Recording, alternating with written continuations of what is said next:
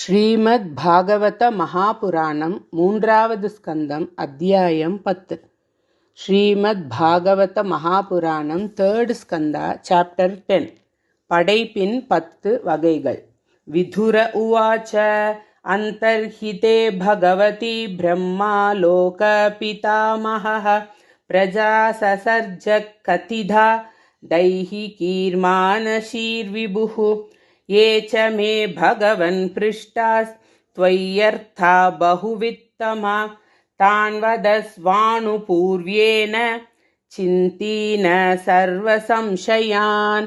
सूत उवाच एवं सञ्जोदितस्तेन क्षत्रा कौशारवो मुनिः प्रीतप्रत्याहतान् प्रश्नान् हृदि स्थानथ भार्गव.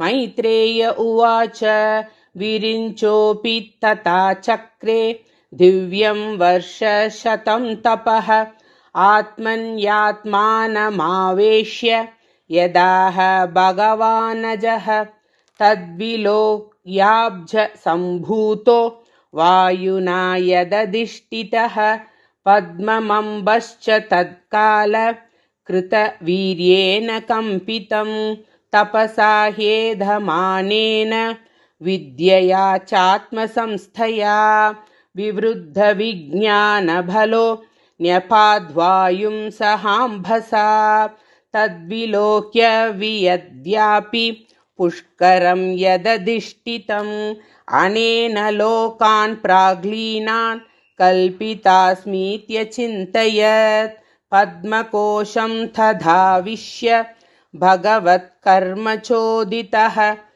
एकं व्यभाङ्क्षी दुरुदा त्रिधा भाव्यं द्विसप्तधा एतावज्जीवलोकस्य संस्थापेदः समाहृतः धर्मस्य ह्यनिमित्तस्य विपाकः परमेष्ट्यसौ. विधुर उवाच यथा बहुरूपस्य हरेरद्भुतकर्मणः कालाख्यं लक्षणं ब्रह्मन् यथा वर्णयनः प्रभो. मैत्रेय उवाच गुणव्यतिकराकारो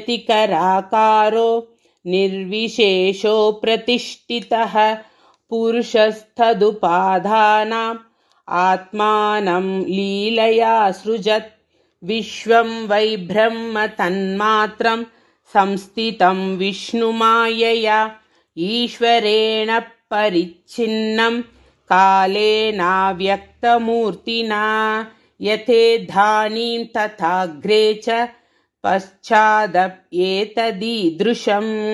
सर्गो नवविधस्तस्य प्राकृतो वैकृतस्तु यः कालत्रव्यगुणैरस्य त्रिविध प्रतिसङ्ग्रमः आद्यस्तु महतः सर्गो गुणवैषम्यमात्मनः द्वितीयस्त्वहमो यत्र द्रव्यज्ञानक्रियोदयः भूतः सर्गस्तृतीयस्तु तन्मात्रो द्रव्यशक्तिमान् चतुर्थ ऐन्द्रियः सर्गो यस्तु ज्ञानक्रियात्मकः वैकारिको देवसर्ग पञ्चमो यन्मयं मनः षष्ठस्तु तमसः सर्गो यस्त्वबुद्धिकृतप्रभो षडिमे प्राकृता सर्गा वैकृतानपि मे शृणु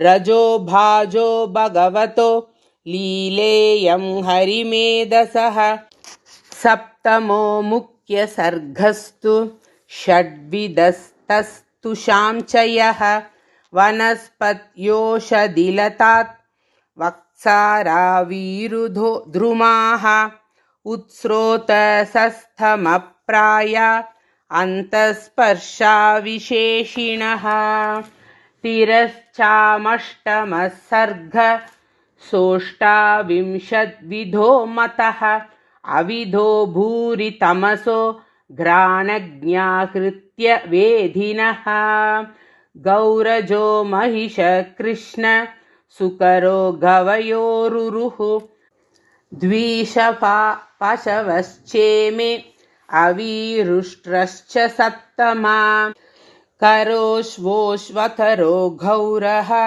शरपश्चमरीतता एते चैकशभाषत्त शृणु पञ्च नकान् पशून् श्वासृगालो वृको व्याघ्रो मार्जारशशल्लकौ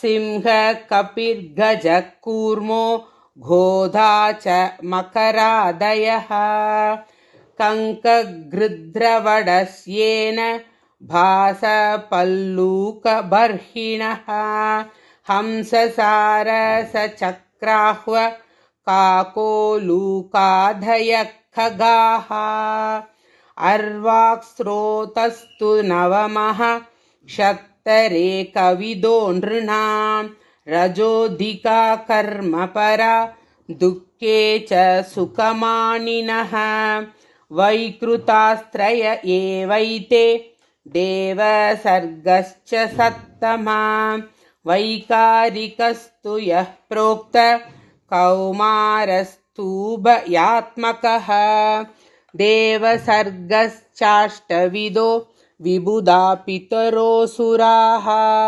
गन्धर्वाप्सरसः सिद्धा यक्षरक्षांसि चारणाः भूतप्रेतपिशाचाश्च विद्याध्राकिन्नरादयः दशैते विदुराख्याता सर्गास्ते विश्वसृक्कृताः अतः परं प्रवक्ष्यामि वंशान्मन्वन्तराणि च एवं रजप्लुतस्रष्टा कल्पादिष्वात्मभूर्हरिः सृजत्यमोघसङ्कल्प आत्मैवात्मानमात्मना ஸ்ரீமத்பாகவத மகாபுராணம் 3வது ஸ்கந்தத்தில் 10வது அத்தியாயம் சம்பூர்ணம். கோபிகா ஜீவனஸ்மரணம் கோவிந்தா கோவிந்தா நாராயணா அகில குரு பகவன் நமஸ்தே.